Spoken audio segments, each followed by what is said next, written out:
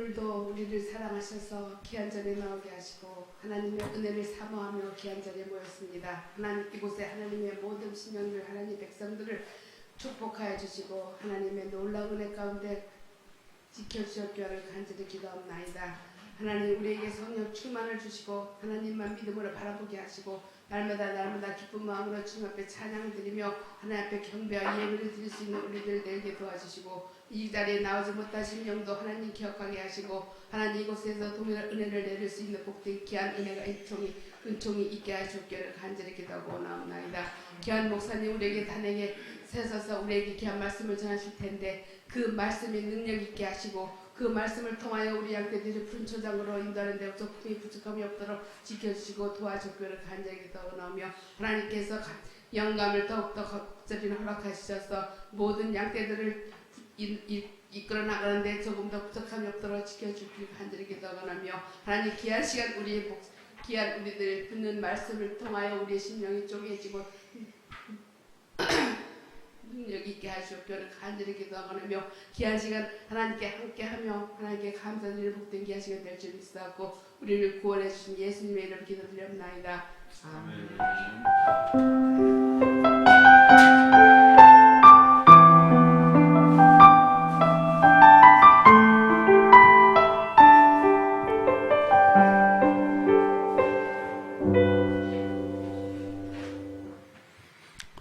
예, 하나님께 큰 영광의 박수 올려드리겠습니다. 예. 찬양 중에 임재하시고 또 오늘 이 시간 우리 가운데 하나님께서 함께 하실 줄로 믿습니다. 요한복음 오늘 9장 1절에서 7절까지 우리 다 같이 읽습니다. 예수께서 길을 가실 때 날 때부터 맹인된 사람을 보신지라. 제자들이 물어 이르되 랍비여 이 사람이 맹인으로 난 것이 누구의 죄로 인함이오니까? 자기니까 그의 부모니까? 예수께서 대답하시되 이 사람이나 그의 부모의 죄로 인한 것이 아니라 그에게서 하나님이 하시는 일을 나타내고자 하심이라. 때가 아직 낮음에 나를 보내신 이의 일을 우리가 하여야 하리라. 밤이 오리니 그때는 아무도 일할 수 없느니라. 내가 세상에 있는 동안에는 세상의 빛이로다. 이 말씀을 하시고 땅에 침을 뱉어 진흙을 이겨 그의 눈에 바르시고 이르시되 실로암 못에 가서 씻으라 하시니 실로암은 번역하면 보냄을 받았다는 뜻이라. 이에 가서 씻고 밝은 눈으로 왔더라. 아멘. 자, 오늘 제목 앞에 있습니다. 다 같이 시작. 맹인을 치유하신 예수님. 오늘은 이 치유에 대한 말씀, 맹인을 치유하신 예수님에 대한 말씀입니다. 우리가 전에 개역 성경은 맹인을 뭐라 그랬죠? 소경, 예, 소경이라고 이렇게 했는데 또 개정에서는 맹인이다라고 이렇게 표현했습니다. 또 뭐 장님이다 이렇게도 하고 여러 가지 하여튼 표현들이 있음을 보게 되죠. 우리가 이제 요한복음은 우리가 처음 예수님을 믿었을 때 성경의 내용도 잘 알지 못하고 했을 때 예수님을 영접해서 구원받은 사람이 참 읽기에 좋은 서신이다 이렇게 이제 흔히 이야기하고 있습니다. 그래서 이 요한복음을 우리가 읽으면은 바로 우리가 믿는 사람들에게 1장 12절에 그랬죠. 하나님의 자녀의 그런 그 권세를 주셨다 그렇게 했죠. 믿는 자에게는 하나님의 자녀의 권세를 주셨다. 그런데 예수님이 이 땅에 처음 오셨을 때는 빛이 세상에 왔으나 세상은 환영하지 못하죠. 왜냐하면 세상은 어둠에 속하기 때문에 빛을 싫어하는 겁니다. 그렇지만 영접하는 자, 곧 그 이름을 믿는 자들에게는 하나님의 자녀가 되는 권세를 주셨다라고 이렇게 1장에서 언급하고 있습니다. 그래서 요한복음을 쭉 우리가 읽어 나가면 우리의 믿음이 더욱더 확고해지게 되는 그런 것을 우리가 경험하게 되는데요. 우리가 사복음서 하면 마태, 마가, 누가, 요한복음인데 특별히 앞에 세 복음은 공관복음이다. 같은 관점에서 썼다 해서 그렇게 붙이는데 또 요한복음은 조금 다른 관점에서 예수님의 그 생애와 사역에 대해서 정리하고 있는 이런 부분이다라고 보게 되는 거죠. 그런데 우리가 요한복음을 쭉 읽으면은 우리가 꼭 염두하여야 될 것이 뭐냐, 표적들이 많이 있어요. 표적 중심으로 이해를 하면은 요한복음 전체를 줄기를 잡을 수가 있다는 겁니다. 그 표적은 그 표적마다 표적으로만 끝나는 것이 아니라 믿음을 심어주고 있다. 이것을 우리가 이제 발견하게 돼요. 그래서 이 성경을 읽으면 딱 마치 수학의 공식처럼 이 전개가 되는 거예요. 우리가 이제 특별히 원역사라고 하는 이스라엘 역사 이전의 역사를 창세기 1장에서 11장이 나오는데 네 사건이 나오죠.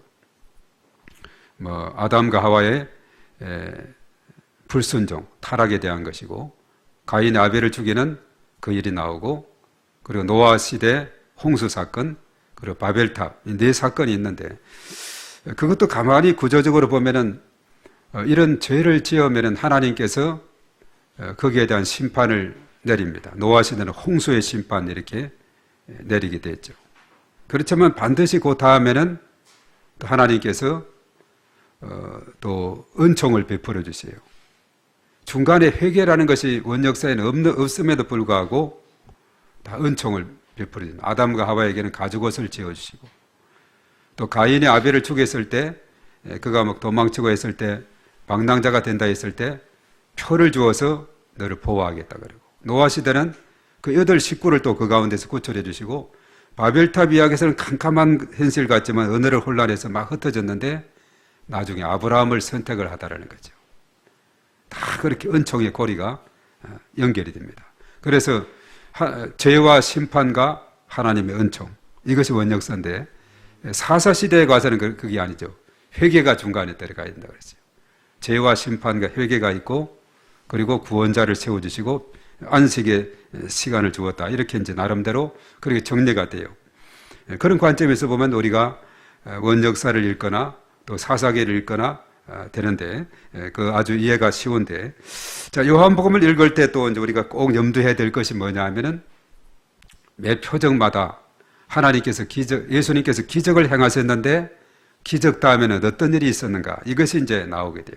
그래서 이제 요한복음 읽으면서 딱 도표로 하나 그리면서 읽으면은 이해가 잘 되죠. 제가 이제 그런 걸 주로 하는데, 읽으면서 이걸 어떻게 효과적으로 잘 기억하고 이해할 수 있을까, 도표를 그린 겁니다. 그래서 오늘 제가 도표를 친절하게 하나 그렸어요. 자, 우리 한번 보시면은, 자, 이것은 이제 나름대로 좀 보이죠? 좀 이제 도표를 크게 그린다고 했는데 꽉 차게 가로로 편집해서 사진 파일로 이렇게 바꿔서 이렇게 PPT를 올렸는데, 자, 요한복음은 사실 이 8개 표적을 이렇게 건져내면 다 핵심이 담겨 있습니다.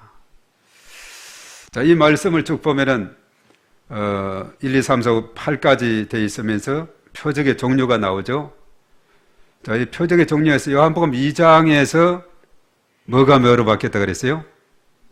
물이 포도주로 바뀌고, 4장에 가서는 왕의 신하의 아들이 고침을 받고, 5장에 가서 38년 된 병자 고침 받고, 6장의 앞쪽에 가서 오병이어, 또 중간에 가서는 무리를 걸으시는 그 예수님.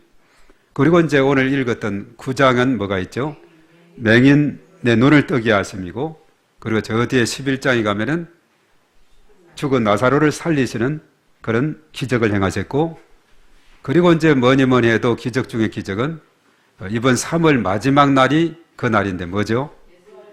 부활절인데 예수 부활에 대한 것이 요한복음 2장에도 나오고 20장에도 나오고 있어요. 이런 기사가 있는데, 이런 표적들이 쭉 있는데, 이것도 이제 쭉 이렇게 정리하다 보면 다 이제 기억이 되죠.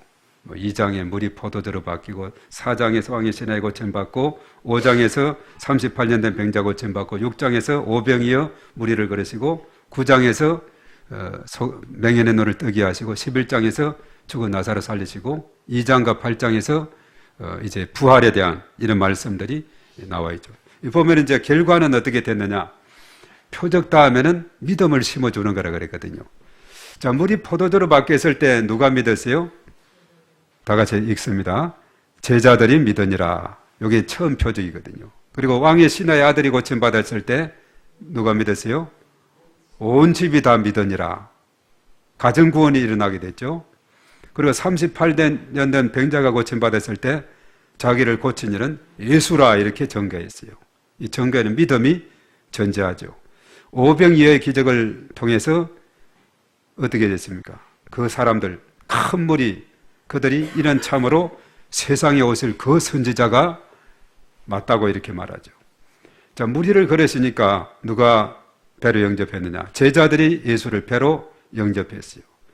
그리고 이제 이것이 마태복음 14장 33절은 그랬어요. 진실로 하나님의 아들이시다. 베드로가 고백해 주는 그리스도시요 살아계신 하나님의 아들이십니다. 위대한 고백을 했죠. 그리고 이제 맹인의 눈을 뜨게 하심에 있어서 오늘 말씀인데, 자, 맹인은 뭐라고 했어요? 예수라는 사람이 뜨게 했다.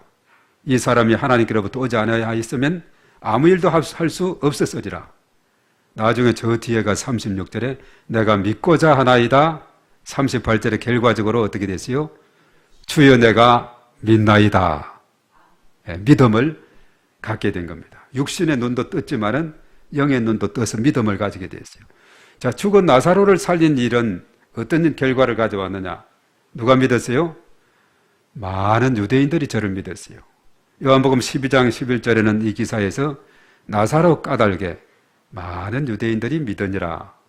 자, 예수님 부활하게 되니까 제자들이 성경과 예수의 하신 말씀을 믿었더라. 다른 제자도 믿더라. 이게 이제 마지막 표적으로 보게 되는데, 많은 사람들이 표적을 보고 믿었다 이렇게 말하고 있어요. 다 믿었다. 표적은 표적으로 끝나는 것이 아니고, 그래서 예수님께서도 제자들을 파송할 때 귀신을 쫓아내고 병든 자를 고치고 하는 이런 표적을 주었는데, 그것은 뭐냐? 제자들로 하여금 하나님 나라를 전파하도록 하기 위한 것이거든요.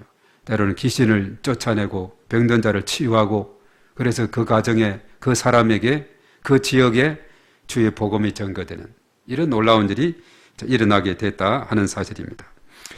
오늘 이제 여기 중에서 맹인의 눈을 뜨게 하신 그 사건에 대해서만 오늘 이 시간 우리가 살펴보고자 합니다. 이 정도로 이제 보시고, 이걸 잘 참고하면은 우리가 요한복음 이해하는데 상당히 도움이 될 줄로 믿습니다. 그래서 우리가 성경 공부할 때는 하여튼 도표 그릴 수 있는 건 그리고 이렇게 정리하다 보면, 지난번에 에서보드 사빌라 다 이것도 그 한 페이지로 다 정리가 되지 않아요. 이렇게 하다 보면은 아주 그 이해하는데 상당히 도움이 되고, 그리고 이것을 이해로서만 끝나는 것이 아니라 내 삶에 그대로 적용하고 실천하게 될 때 풍성한 열매가 맺혀지게 될 줄로 믿습니다.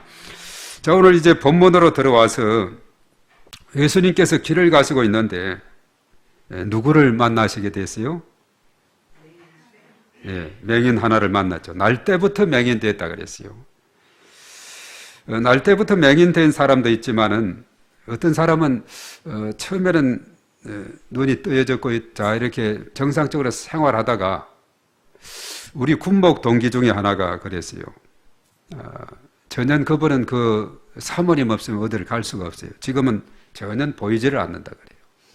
그래서 얼마 전에 우리 이제 군목 모임 총신대 총장이 우리 동기가 됐다 그랬죠. 그래서 초청해서 가서 이야기를 하면서 누구누구 이야기하면서 훈련소 때부터 그렇다 그래요. 의사가 그러는데 훈련소 때는 눈이 멀쩡하고 정상이기 때문에 훈련도 받고 장교리 인간에서 이제 군목도 잘 마치게 됐는데, 그때부터 이야기가 있었다 그래요.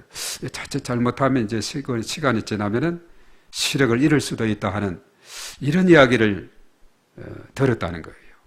우리가 볼 때는 그때 같이 훈련도 잘 받고 잘 이렇게 활동을 했는데 지금은 앞을 볼 수 없는 그런 사람이 되다니 참 이렇게 의아하게 생각했는데, 미리 전부터 진찰을 받고 또 이렇게 하다 보니까 시력을 잃을 수가 있다 했는데, 점점점 시력이 안 좋아지고 하면서 안 보이게 되는, 지금은 전혀 볼 수 없는 그런, 그래도 이 몽골 학교도 세우고 하여튼 큰 일을 많이 하고 있어요. 그 아버지로부터 유산을 많이 받아가지고 그걸 가지고 큰 빌딩도 짓고 몽골인들을 얼마나 그 전도 활동을 많이 하는지 몰라요.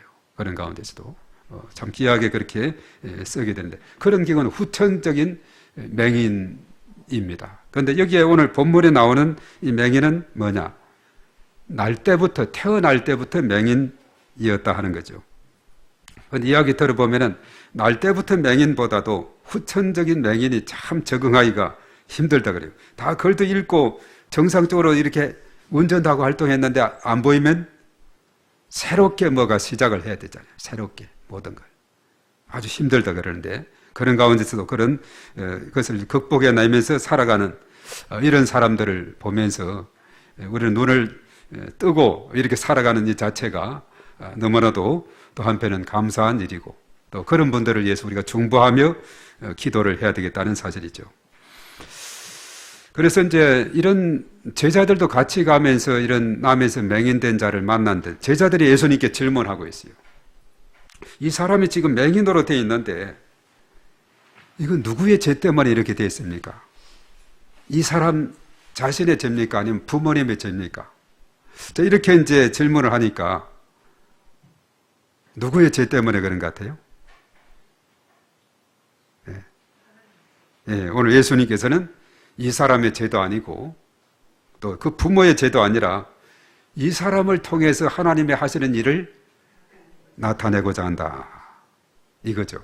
이 사람을 통해서 하나님이 나타나는 일을 하고자 한다. 그래서 나중에 사실 결과적으로 이제 그가 그랬죠. 내가 믿나이다 이렇게 했는데 그 온 집안 사람들이 다 이 정도 되면은 예수님의 표적 앞에 아까 이제 왕의 신하의 아들이 고침받았을 때 이런 그 온 집이 믿으니라 이렇게 했습니다만은 대체적으로 보면은 이런 기적이 일어나게 되면은 많은 그 가족들이 주께로 돌아오는 이런 경우를 우리가 많이 보게 되죠.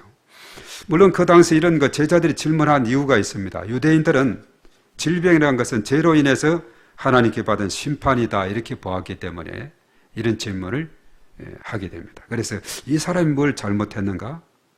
날 때부터 소경되는데 무슨 그 아이가 잘못했겠습니까? 지금 나이가 이 사람 물론 나중에 많이 되었다고 하는데 그 부모가 그러면 그렇습니까?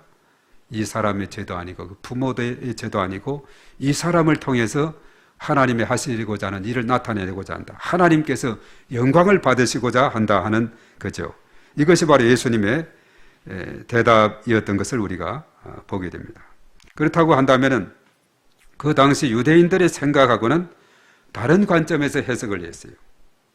당연히 맹인의 치유 과정에서 이제 여러 가지만 궁금증을 또한 우리가 갖게 되는 그런 부분이 또 이 본문의 말씀을 통해 있습니다만은 그러니까 유대인들의 생각하고 차원이 그 관점이 다르다 보니까 계속적으로 유대인들은 예수님의 그런 표적 행위를 박수치기보다는 뭔가 트집 잡을 것이 뭔가 이것을 이제 궁리하는 이런 모습으로 나가는 것을 봅니다.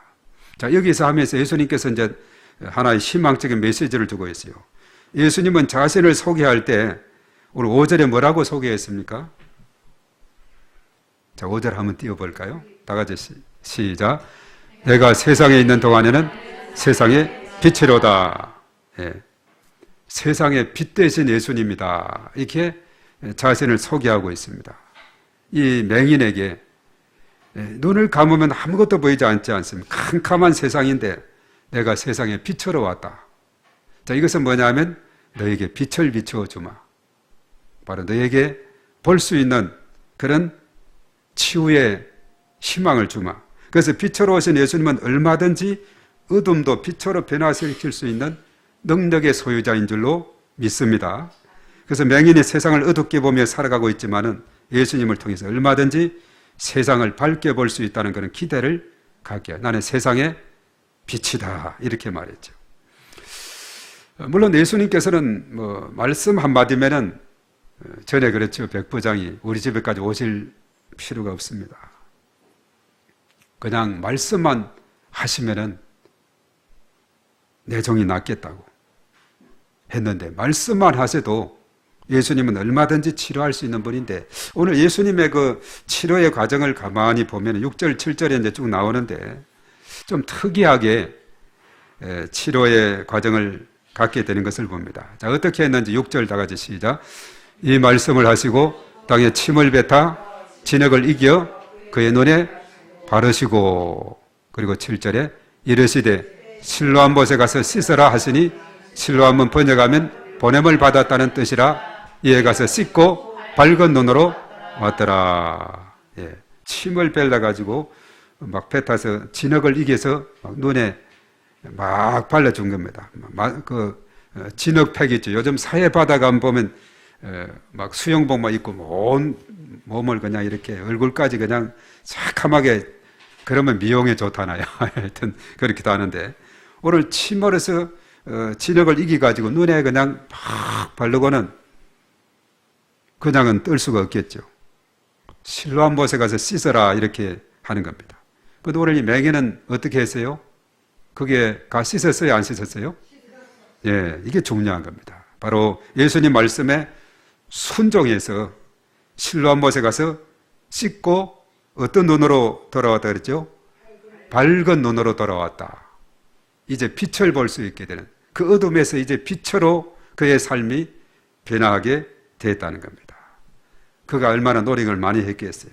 그러나 도저히 그는 날 때부터 맹인되어서 전혀 앞을 볼 수 없는 그런 가운데 있었는데, 예수님 말씀 시키는 대로 실로암 못에 가서 씻었더니 이제 눈을, 밝은 눈이 되어서 돌아오게 됐다 하는 사실이죠.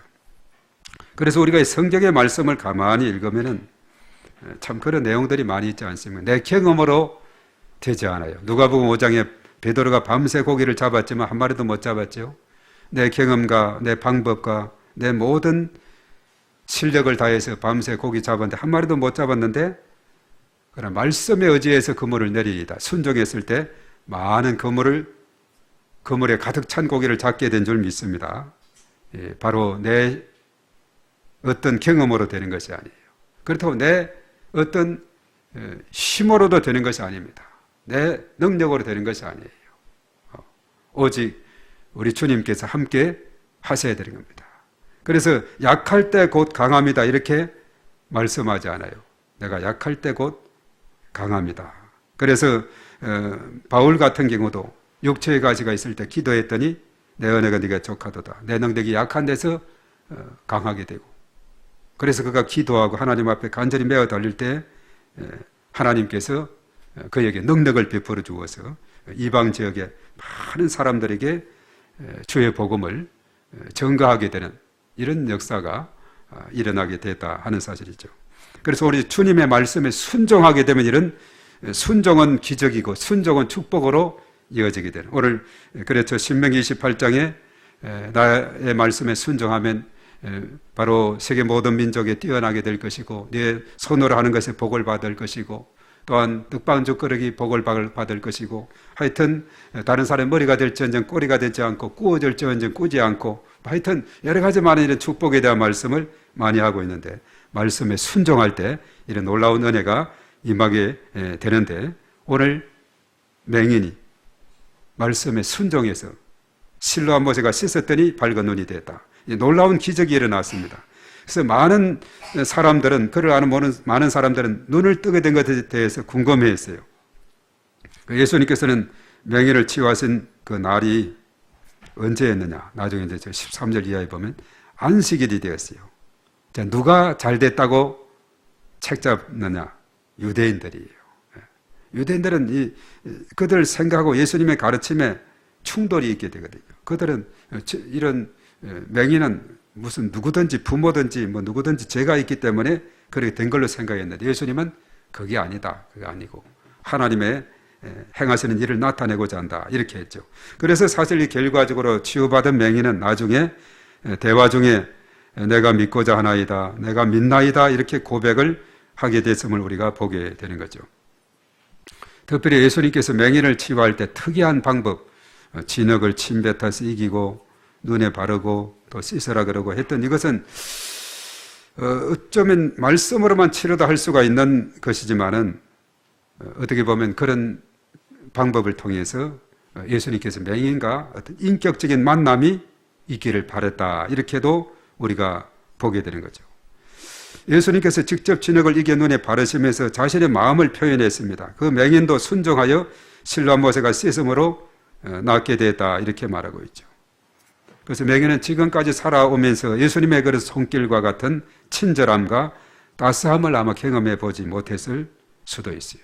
왜냐하면 다른 사람의 손깍지를 당하고, 주로 맹인들은 사람들이 안내해서 어떤 장소에 데려다 주면 동냥을 해서 살아가는 아주 무시하고 천대받는, 그러니까 친절함이나 따스함을 경험한 것은 없는 거죠.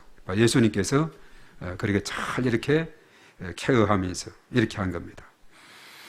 그런데 이웃 사람들이 함께 기뻐하며 축하해 주기보다도 길에서 구걸하던 맹인이 맞는지, 그가 어떻게 눈을 뜨게 되었는지, 거기에 관심이 컸어요. 또 유대인들은 안식일에 그랬다고, 안식일엔 일하면 안 되는데 진흙을 발라서 막 이기고 하는 것을 일행위로 본 거예요. 눈에 또 바르고. 그래 하면 안 되는데 그렇게 했다는 거죠. 얼마나 그들의 생각이 다른 데 있는지 모르죠.